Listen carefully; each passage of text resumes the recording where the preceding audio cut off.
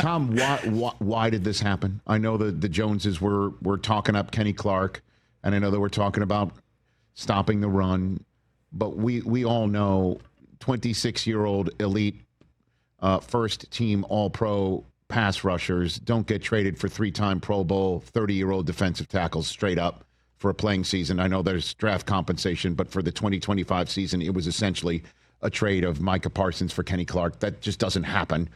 So why did this happen, Tom?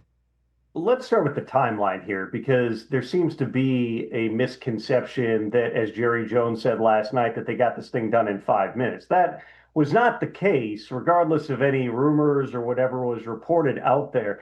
This had been going on for weeks. The Cowboys, once Micah Parsons requested a trade in that lengthy statement back on August 1st, they inevitably started getting calls. And I know of multiple other teams beyond the Packers who made those phone calls. And in the early going, it was difficult to tell whether the Cowboys would seriously consider trading Micah Parsons. The compensation, if they were to do that deal, was pretty clear, which was it would be something in the neighborhood of the Khalil Mack trade back in 2018, which was actually a little bit less than 2 first-round picks, because then there were some swaps and there was a 2 that went back to the Bears in that deal. But basically, it was going to be 2 first-round picks, give or take. That was going to be the price. We now know from Jerry that they eliminated some teams if they did not feel those teams had a defensive tackle that was worth them bringing in as part of the trade. But let's set that aside here. This trade with Green Bay, in terms of the trade compensation, was done 3 days ago. The Packers and Cowboys had agreed. It was going to be 2 first-round picks. It was going to be Kenny Clark.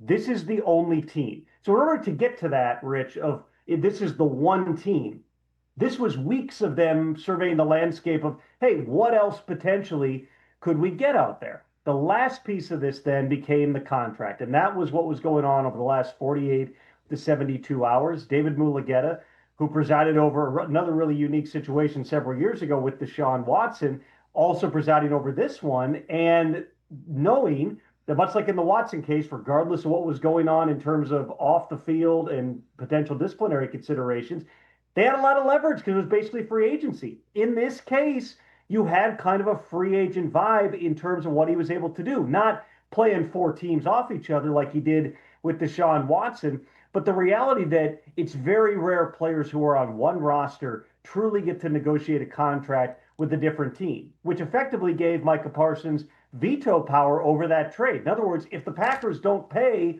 what the price is, you simply say, I'm all good. I'm not going to go to Green Bay. They're not going to give up 2 first-round picks and their starting nose tackle for a guy going into the last year of a contract. So the Packers went to $47 million per year in terms of the new money on the extension. Even if you consider this a new 5-year, $212 million deal, which it kind of is from a team accounting standpoint, that's still over $42 million per year. That's still the biggest deal ever for a non-quarterback. The fact that Packers were able to make that type of commitment to Micah Parsons goes against so much of how they have operated for decades here. There are countless trades that they have been close to. Randy Moss, Tony Gonzalez. I mean, name all these players over the years where they're in it, and then it came right down to it, and it's, we don't want to do that extra 1 round in the pick. They hadn't traded a first rounder, much less 2 first rounders, since 1992 when they acquired Brett Favre.